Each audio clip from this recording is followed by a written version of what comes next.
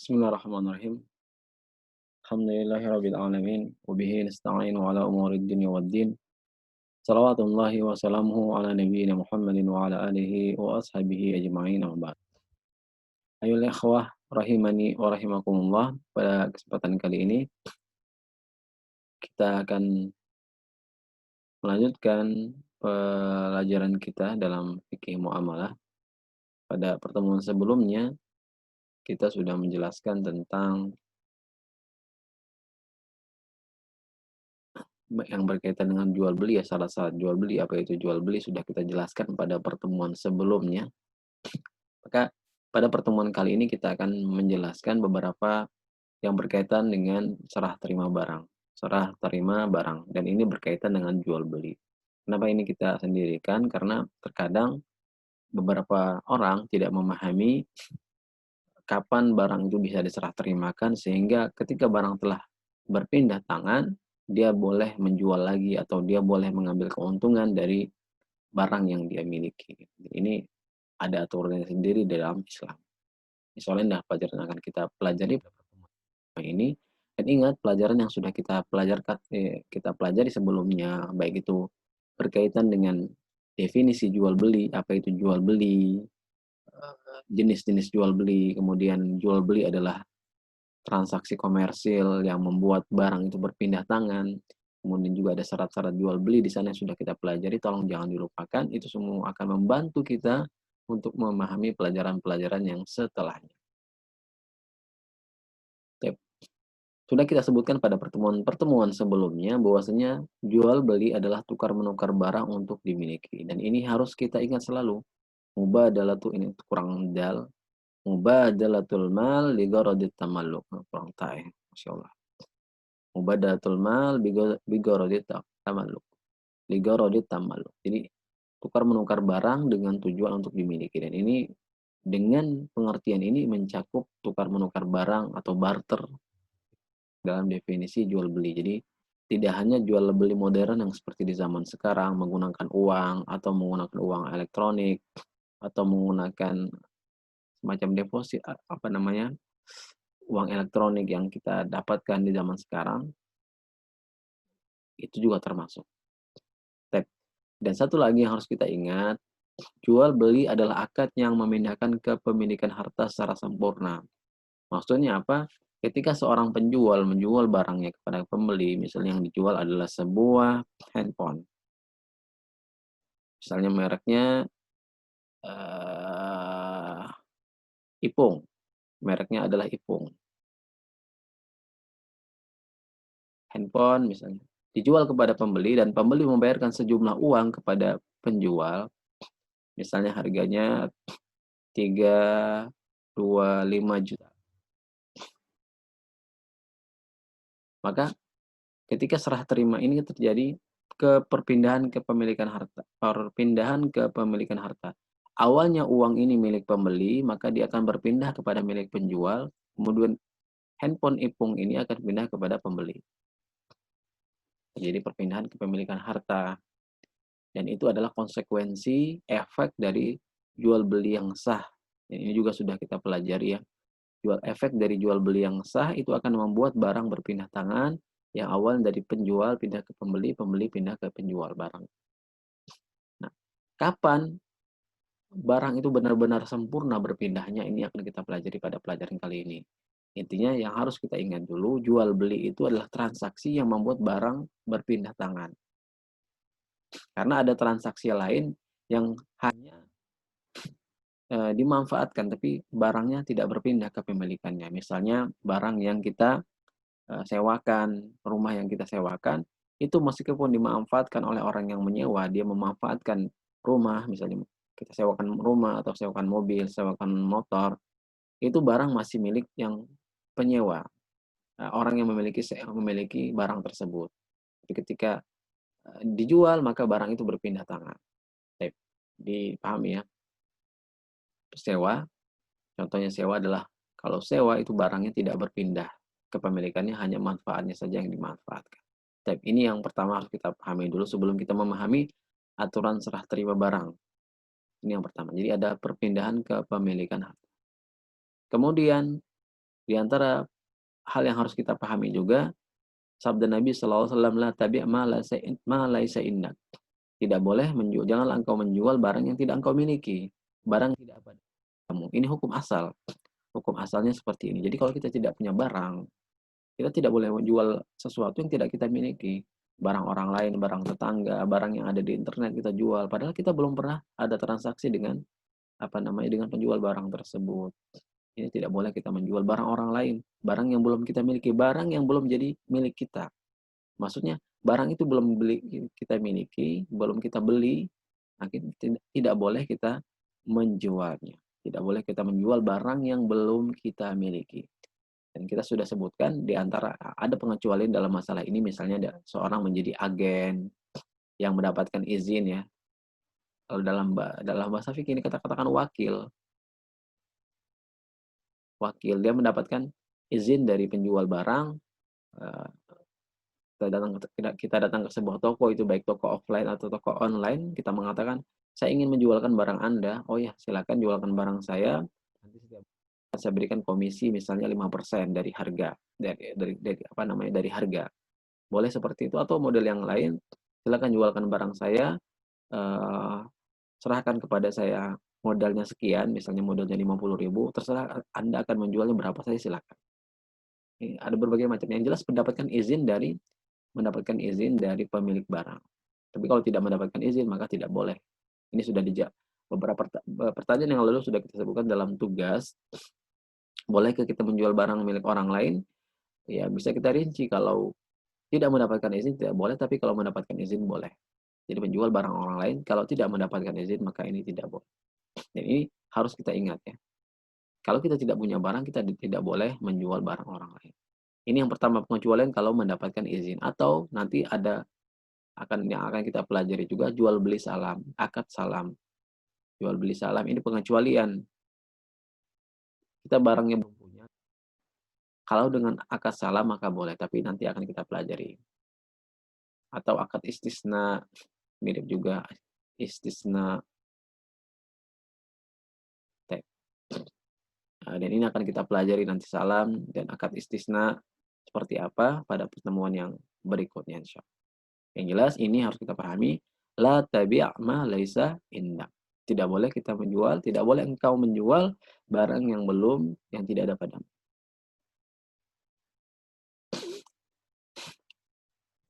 Kemudian ini yang ketiga yang harus kita pahami juga, jual beli adalah akad komersil. Ini sudah kita sebutkan di awal ya. Jual beli adalah akad komersil, profit yang mencari untung. Jadi kalau kita jual barang, kita punya sesuatu yang kita jual, berapapun harga yang kita ingin kita jual silakan. Karena kita ingin bertujuan mencari untung.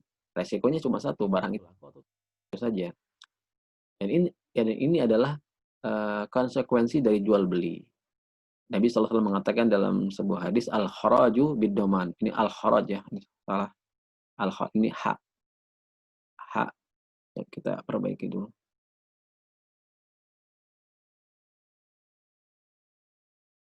Al-kharaju bid-doman. Al-kharaju bid-doman. Tadi juga salah yang di awal, kita perbaiki. Mubadalah, kurang dal. Mubadalatul mal li gharadit tamalluk, insyaallah. Kita kembali lagi ke al-kharaj bid-doman. Al-kharaju bid-doman. Kita katakan kalau dalam keuntungan berbanding lurus dengan resiko. Jadi al-kharaj bid-doman, keuntungan berbanding lurus dengan resiko. Atau kita katakan mau untung harus siap rugi. Jadi dalam jual beli itu, seseorang itu ketika dia menjual barang, dia pajang dagangannya misalnya di sebuah toko, dia siapkan modal, dia jual barang, dia tata dengan rapi, dia punya dua kemungkinan. Barangnya laku, dia mendapatkan untung, atau barangnya tidak laku, dia rugi. Jadi seorang pedagang itu dia di antara dua kemungkinan, untung atau rugi. Tapi kemungkinan dia untung itu juga besar. Dan ini karena dia punya kemungkinan rugi, jadi karena seorang pedagang, dia punya 2 kemungkinan, dia bisa rugi, dia bisa untung. Oleh karena itu, karena dia ada kemungkinan rugi ini, maka dia boleh mengambil untung, boleh mengambil untung yang besar. Karena itu jual beli, karena dia ada usaha, dia harus jaga barang, dia harus siapkan tempat, dia harus bayar misalnya berbagai macam, apa namanya, mungkin sewa tempat, apa nama, jasa keamanan, dan berbagai macam, bayaran-bayaran yang harus dia siapkan, berbagai macam istilahnya dia harus bermodal untuk menyiapkan barang agar bisa dijual. Minimalnya kalaupun dia tidak keluar uang, dia harus keluar tenaga, harus keluar pikiran. Misalnya dia jualan online, dia siapkan waktu, dia siapkan kuota, dia jual, ini berarti dia menyiapkan modal. Nah, jadi ketika dia ingin mendapatkan untung, seorang pedagang, dia harus menyiapkan diri, dia harus bermodal, dia harus menyiapkan modal waktu, modal uang, modal tenaga, segalanya harus dia siapkan untuk mendapatkan untung. Nah, ini kita katakan al-kharaju bid-dhaman. Kalau mau untung, harus siap rugi. Maunya harus siap menanggung resiko. Kalau ada orang yang jualan hanya ingin untung tidak mau rugi, maka ini salah mindset-nya, salah pola pikirnya. Dan ini adalah cara-cara riba. Karena nanti akan cara-cara model-model beberapa, eee, lembaga keuangan yang mereka hanya ingin mereka tidak ingin rugi. Padahal dalam Islam, jual beli itu adalah akad komersil cari untung, dan sebuah kaidah yang harus kita pahami, al-kharaju bidoman. Keuntungan berbanding lurus dengan resiko. Mau untung harus siap rugi. Maka dalam Islam yang berlaku adalah kaidah modal maksimal untuk mendapatkan untung maksimal. Jadi kita siapkan modal semaksimal mungkin untuk mendapatkan untung yang maksimal. Dan tidak berlaku dalam Islam teori ekonomi dengan modal sekecil-kecilnya mendapatkan untung sebesar-besarnya, itu tidak ada. Tidak ada. Kita coba bandingkan ya. Misalnya ada orang yang jualan cilok. Jualan cilok harganya 1.000. Katakanlah dia bisa, apa namanya, orang jualan cilok ini dia produksi sehari 1.000 apa namanya, 1.000 tusuk. Kali 1.000, 1 juta satu hari. Ini belum dipotong, ini baru istilahnya baru penghasilan kotor. Kalau kita katakan misalnya dia bersih 500.000 dalam satu hari. Dengan orang yang jualan rumah,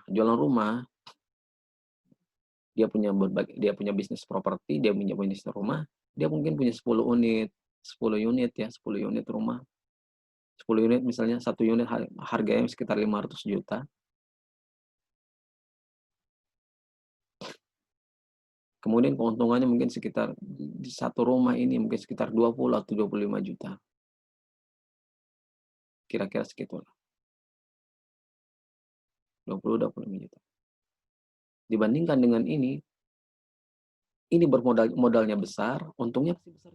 Ini modalnya sedikit, tidak banyak, maka untungnya juga sekitar itu juga. Jadi kalau kita jadi jangan, seorang misalnya jualannya kecil, jualan apa namanya, jualannya modalnya tidak terlalu banyak, maka untungnya ya seukuran dagangannya itu. Dan orang yang punya jualan besar, dia harganya mungkin 300 juta, 400 juta, 500 juta, ya keuntungannya sekitar itu juga.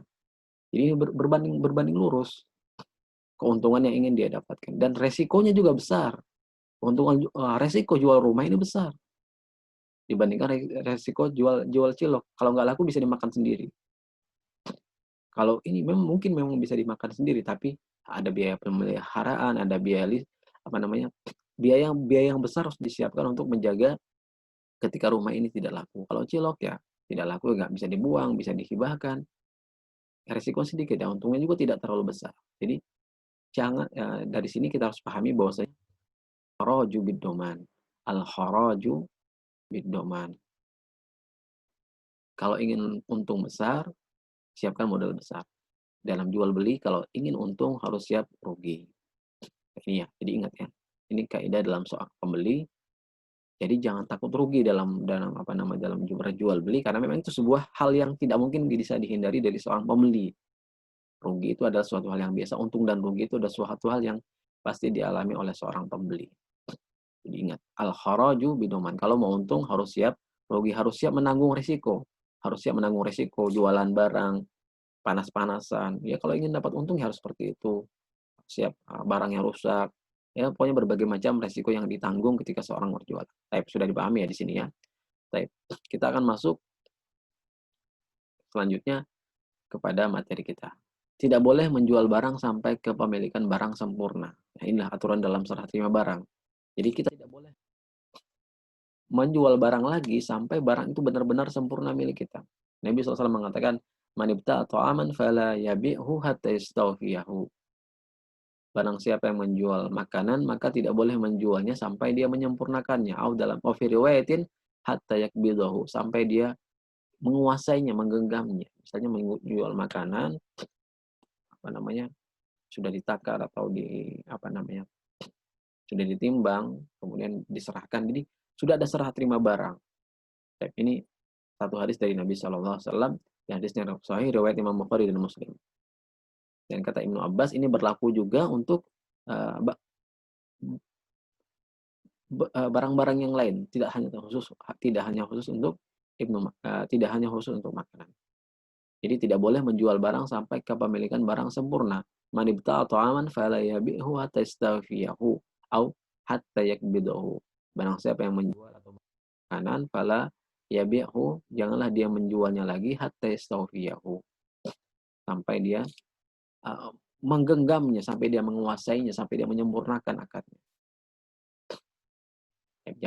Jadi siapa yang membeli makanan, maka jangan dia jual lagi sampai dia benar-benar jadi milik dia. Kita lihat contoh yang lain lebih jelas nanti hadis yang selanjutnya. An Ibnu Umar ibta'tu zaitan fis suq. Kata Ibnu Umar radhiyallahu anhu, anaknya Umar bin Khattab, aku membeli zait, minyak yang jenis minyak, fis suq, di sebuah pasar. Falamma istaujabtuhu lakiyani rajulun fa'atani bihi ribhan hasanan. Jadi setelah beliau menyetujuinya, lakiyani, jadi terjadi akad jual beli, tapi barang belum berpindah. Jadi di sebuah pasar Ibnu Umar sedang belanja barang dan masih berada di toko tersebut. Akadnya sudah terjadi serah terima barang, tapi barang belum berpindah. Lakiyani rajulun fa'atani bihi riban hasanan. Lalu ada seorang datang laki-laki menemui Ibnu Umar. Dia mengatakan, wah, karena baru saja dibeli oleh Ibnu Umar zait tersebut, tapi zait itu masih di toko, masih di tempat dia membeli barang. Datang seorang laki-laki menemui Ibnu Umar, kemudian ingin membeli minyak yang baru saja dibeli oleh Ibnu Umar dan menawarkan, misalnya kita berikan contoh, misalnya ini hanya sebagai pendekatan pemahaman. Ibnu Umar misalnya membelinya sebesar 500 dirham. Lalu datang orang lain, karena mungkin dia terlambat, mungkin dia dia ingin beli tapi ternyata keduluan Ibnu Umar, tapi ternyata sudah dibeli, dia mengatakan, ya boleh nggak saya beli lagi nih, saya beli aja nih, apa, kamu kan baru beli ya, iya saya beli lagi ya, saya beli dengan 600 dirham atau 700 dirham, atau mungkin dengan tawaran yang lebih besar, mungkin 1000 dirham, uh, berlipat lagi, dibeli oleh laki-laki tersebut. Faratu an adriba ala yadi, lalu dia ingin ya terima gitu, apa namanya, ini kan tawaran menarik ini, saya baru beli barang, masih di toko, sudah ada yang beli lagi. Wah, ini kan mantap ini. Jadi nggak capek-capek barang, apa namanya, belum saya pindahkan, tapi sudah ada yang beli. Saya sudah mau dapat untung nih. Baru beli sudah ada pembeli yang membeli lagi. Maka fa'akhadha rajulun min khalfani bi zira'i faltafattu. Jadi ketika apa namanya, Ibnu Umar ingin melakukan transaksi jual beli, oh ya, kayaknya oke nih, nggak apa-apa, deal lah. Lalu ada seorang laki-laki yang dari belakang, beliau menarik lengannya Ibnu Umar, zira. Lalu Ibnu Umar menoleh. Faiza Zaid bin Sabit, ternyata adalah Zaid bin Sabit, seorang ulama di kalangan sahabat. Begitu juga Ibnu Umar, Zaid bin Sabit.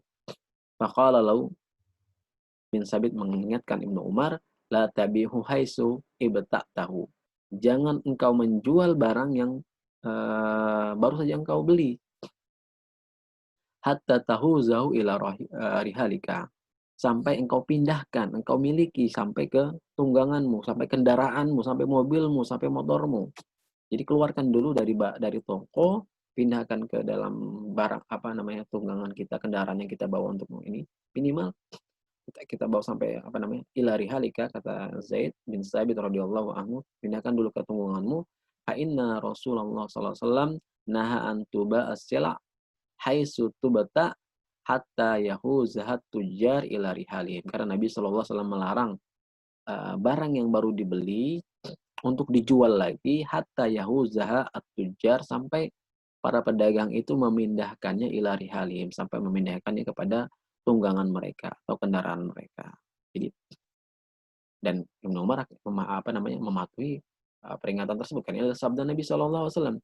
Jadi tidak boleh seseorang dia baru belanja di toko tersebut, baru barang belum dipindahkan, sudah ada yang nawar, lalu dia ingin menjualnya karena mungkin tawarnya lebih besar, karena orang ini mungkin punya keinginan, punya minat, wah kayak barang ini barang langka ini, barang ini sulit didapat, barang ini unlimited, saya ingin dapatkan sekarang walaupun dengan harga yang besar.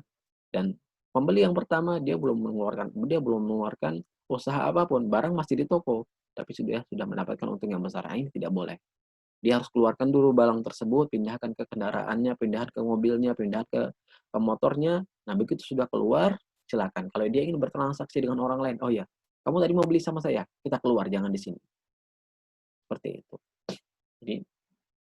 Jadi tidak boleh menjual barang selama kita masih berada di dalam toko tersebut. Jadi karena ketika masih dalam toko, barangnya masih memang sudah kita beli, sudah terjadi jual beli, sudah terjadi akad jual beli, akadnya sudah terjadi jual beli, tapi barang itu belum sempurna milik kita karena barangnya belum kan. Barang itu masih di tempat penjual. Kenapa hal ini dilarang? Karena kemungkinan terjadi nanti di situ doror, kemungkinan terjadi niza, kemungkinan terjadi husumah, terjadi kecemburuan. Misalnya penjualnya dia menjual dengan harga yang murah, dia jual kepada penjual pemilik barang yang pertama, dia menjual misalnya minyak tersebut kepada Ibnu Umar 500. Ternyata datang orang pembeli yang kedua, dia beli dengan harga 1.000. Wah, kata yang pembeli yang pertama, oh belum ini saya jual aja sama dia, dibatalkan akad. Nah, ini kemungkinan yang bakal terjadi. Dan Islam sudah kita sebutkan di pertemuan-pertemuan sebelumnya, di antara jual beli yang terlarang adalah ada doror, ada merugikan orang lain atau merugikan diri sendiri. Jual beli yang menimbulkan kerugian, menimbulkan perseteruan, menimbulkan kericuhan, itu tidak boleh. Jadi hadis ini sahih diriwayatkan oleh Imam Abu Daud dalam sahihnya. Kapan terima barang itu dianggap sempurna? Seperti tadi, kalau kita belanja di toko, kita pindahkan ke mobil kita pindahkan kepada tunggangan kita pindahkan ke motor. Jadi seperti itu. Jadi keluarkan dulu dari barang. Nah, keluarkan dulu dari toko. Misalnya kita berikan contoh di sini, jual beli barang di toko, di warung, di minimarket, maka ketika penjual menerima uang dan pembeli menerima barang, lalu pembeli itu keluar dari toko. Ketika dia keluar dari toko, maka dia sudah boleh menjual barang itu lagi. Tapi kalau barang masih di dalam toko, dia tidak boleh menjual karena sekarang itu belum sempurna kepemilikan barang. Dan dia belum menanggung resiko karena barang masih dalam toko. Belum ada resikonya. Karena kalau misalnya barang itu rusak, dia bisa mengatakan ketika dia beli barang di toko, masih dalam toko nih, barangnya jatuh. Wah, Pak, nih minta ganti atau gimana? Dia bisa kepada penjual warung karena dia masih dalam toko. Dia belum menanggung apa-apa. Maka ketika dalam seperti itu dia tidak boleh menjual barang. Tapi ketika dia bawa keluar barang, kepemilikan sudah sah, jual beli sudah berlaku, maka ketika terjadi apa-apa dengan barang tersebut ya, selain ya, tidak terjadi sesuatu yang memang kesalahan pembelinya, maka penjual sudah tidak menanggung karena barang sudah berpindah. Barang sudah berpindah menjadi milik pembeli. Dan dia bebas, dia mau jual, dia mau mau dia pecahkan, istilahnya barang sudah jadi milik dia. Dia bebas melakukan apa saja dengan barangnya tersebut. Tapi kalau masih dalam toko, maka tidak boleh. Contohnya misalnya kita beli barang ke sebuah minimarket, kita beli barang ternyata barang itu cuma tinggal satu. Tidak ada lagi yang jual, barang itu cuma tinggal satu. Akhirnya kita beli, begitu kita bayar ke kasir, seperti biasa, barang kita terima, kita ambil. Nah, ternyata ada orang lain datang, dia ingin beli juga. Udah habis, stoknya cuma tinggal satu. Dia langsung mengatakan kepada kita, saya beli deh, kamu beli berapa tadi? 50.000. Saya belilah 200.000, nggak apa-apa. Saya pengen banget barang itu, nggak boleh. Kita keluar dulu. Kalau kita ingin menjual silakan kita katakan, "Oke, tapi kita jangan transaksi di sini, kita keluar dulu aja." Oke, keluar, begitu keluar, nah silakan mengadakan transaksi. Jadi, ketika masih di dalam, serah terima barang itu belum sempurna. Jadi begitu kita keluar, maka sudah terjadi serah terima barang sudah sempurna, barang sudah jadi milik pembeli. Contoh lain misalnya jual beli tanah kalau dalam hadis dikatakan, "Apakah harus menyentuhnya?" Tidak. Apakah kita serahkan, "Oh, tanahnya nih." Oh, gitu, serah terima tanah, tidak. Kalau untuk tanah bisa jadi dengan terima surat, serah terima surat tanah gitu ya, atau, misalnya tanah itu awalnya dihuni atau ada barang-barang pembelinya penjualnya bisa mengatakan pembelinya bisa mengatakan, "Kosongkan tanah itu." Diberikan tanda, istilahnya diberikan, tanda atau dikosongkan agar penghuni yang baru bisa pemilik tanah bisa menandai tanah itu tersebut telah dibeli sama dia. Atau ketika jual beli rumah, bagaimana serah terimanya ya? Serah terima kunci, rumah kemudian itu ditempati, maka itu sudah sah, sah. Tapi kalau masih belum ada serah terima kunci, jadi barang pembelian rumah, baru telepon, "Beli rumah ya?" "Iya." "Harganya berapa?" 500 juta. "Oh ya, saya biasa ikut transfer." Sudah transfer, tapi barang belum ada, kunci belum diserahkan kepada kita, rumah juga belum ditempati, maka tidak boleh lagi kita jual kepada orang lain, sampai kita terima barang, rumah tersebut, ada terima-terima kunci atau rumah ditempati atau mungkin ada surat-surat, surat kepemilikan rumah. Begitu juga dengan jual beli motor. Jadi serah terima kunci, kemudian kita bawa pulang, kita beli motor ke dealer, kita berikan kunci, kita bawa pulang, begitu keluar dealer, boleh kita jual lagi. Jadi ada, apa namanya, sesuatu yang kita menjadi milik kita dan sudah menjadi tanggungan kita. Dan intinya, serah terima barang itu bisa kita katakan kembali kepada urf adat yang berlaku di suatu daerah, kapan barang itu, dianggap sudah berpindah tangan. Meskipun ada beberapa hal tadi, apa namanya, barang itu kita terima. Jadi kita jual beli barang, barang itu tersebut kita terima, kemudian kita keluar. Ada qabd, ada takabut, barangnya ada, serah terima, maka ini sudah terjadi kepemilikan barang yang sempurna dan keluar dari toko yang, apa namanya, keluar dari toko, yang kita, beli barang di situ. Dan intinya, kalau kita katakan, kita kembali kepada urf atau ke adat yang berlaku di suatu tempat, bagaimana cara penjualan tanah itu, eee, misalnya tanah, adatnya di sana gimana? Kalau terjadi jual beli tanah, kapan dianggap jual belinya sempurna? Jual beli rumah kapan? Jual beli rumah dianggap sempurna. Jual beli mobil kapan? Ada aturannya, itu yang dipelajari. Misalnya kalau jual beli mobil, jual belinya dianggap sempurna kalau sudah serahkan surat surat apa namanya, eee, kunci mobil, kita diberikan kalau beli cash dikasih PPKB-nya atau surat-surat yang keterangan yang lain, maka ini berarti sudah jadi milik kita. Tapi kalau belum diserahkan, berarti masih belum boleh kita jual, belum boleh kita jual. Ya wallahu a'lam bishawab. Mungkin ada pertanyaan, kalau jual beli online gimana? Kalau jual beli online gimana serah terimanya? Serah terimanya wallahu alam ketika kita sudah mentransfer, uang apa namanya, mentransfer uang eee, untuk pembeli, kemudian pembeli mengirimkan barang, kemudian kita klik selesai, maka itu sudah selesai. Wallahu alam, silakan ditanyakan lagi nanti kepada yang lain tentang jual beli online ini, karena yang tentang, kapan serah terima. Wallahualam bishawab. Assalamualaikum warahmatullahi wabarakatuh.